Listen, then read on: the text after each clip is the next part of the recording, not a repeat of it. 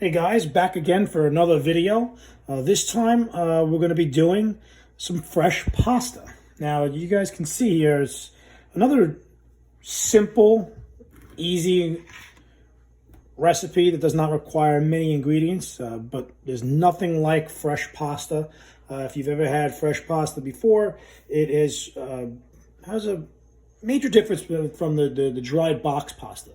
It not only does it taste much better, has a better texture, it also cooks in a quarter of the time, so it also helps in that respect too as well. And it's a fun thing to do. Okay, it's a lot more work with your hands and an easy thing to do, and does not require many ingredients. So let me just go over them real quick.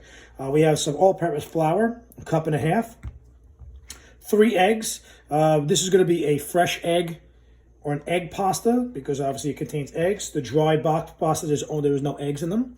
Okay, we have some semolina flour. Now this is really kind of an important ingredient here. Okay, semolina flour is a type of hard flour. It looks almost like cornmeal. It gives a nice texture to things. If you ever take a look on a box pasta, it may say 100% durum wheat, which is where it comes from. Semolina flour is a high gluten type of flour that contains a high amount of protein in it. If you don't have this, you can do it with all just regular flour, but this gives a nice chew to it, and what we call al dente, which means in Italian, to the tooth. A little bit of some kosher salt and some water, and you have yourself all the ingredients you need for fresh pasta. So I'm going to show you how we're going to do this. I'm going to start off by adding in about 1/2 teaspoon of kosher salt, and the semolina flour going into the regular flour, the all-purpose flour. The only tool you really need are your hands and a fork. Okay, we're going to whisk that up.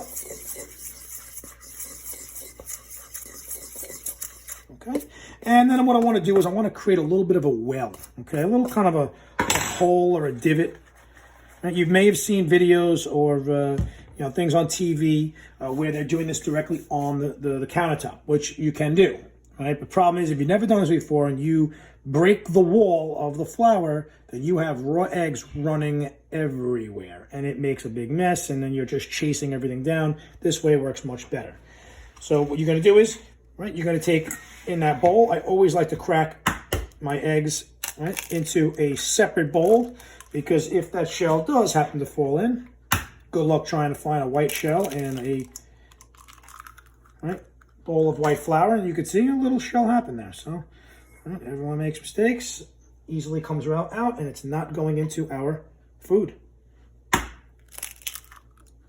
Okay, so we have our eggs. I'm going to add some water to this. This is going to help to build some of that gluten.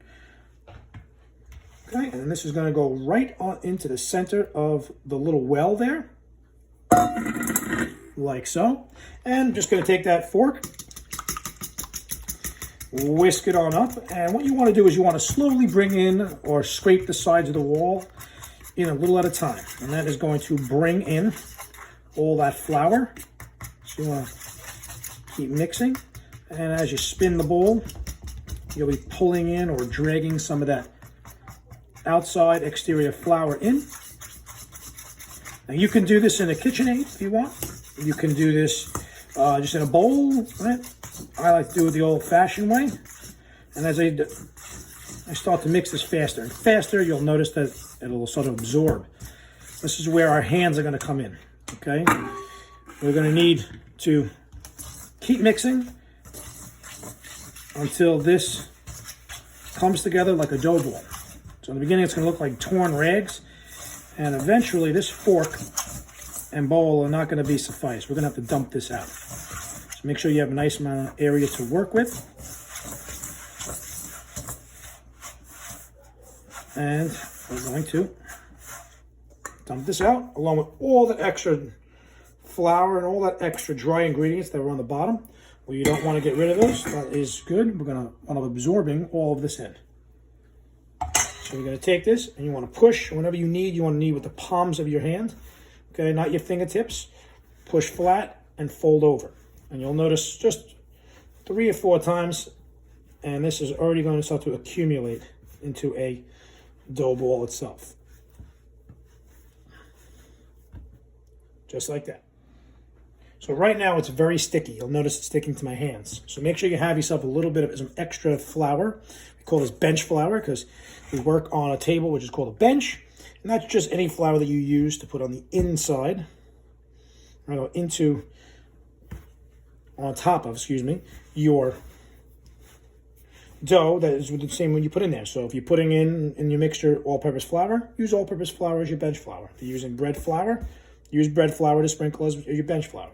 So in this case now a little bit, right, and we're going to just knead. Very important this step, right, is if you skip this step and do not develop what's called gluten, you will have a very soft, mushy dough. So right now you want to knead this for approximately 5 minutes, right? It could be a little more, it could be a little less until we get the desired supple, smooth texture. You'll notice it's very soft right now.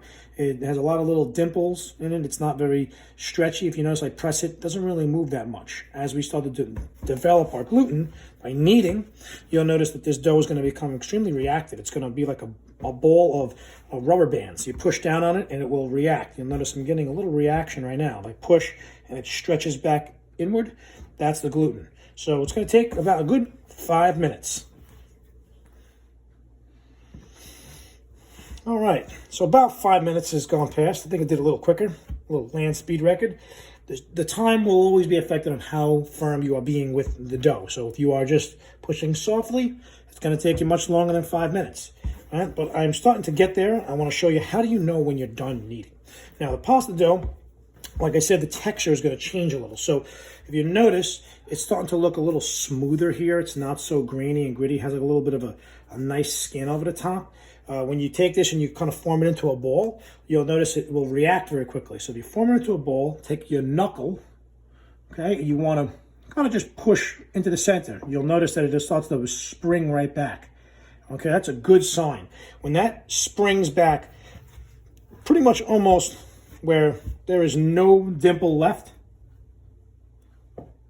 pushes right back out till it's almost gone, that's how you know you're done. All right.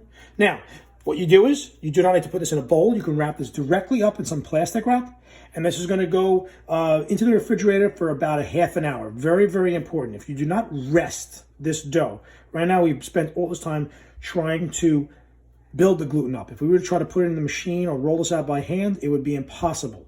It would be stretching all over the place, and the second you let it go, it would pull right back together, and you'd be fighting this dough. So letting this rest for a minimum of 30 minutes. You can do this overnight. This will work just fine in the refrigerator. You'll notice that after it comes out and is rested, it will have a much softer texture and easier to work with. So make your pasta dough. It can last a good day in the refrigerator, maybe a little longer. Remember, it is fresh, so it contains eggs. Therefore, it will not last forever. So 24 hours, I wouldn't want to go any more than that. Okay? I'll show you the next video on how to roll it out.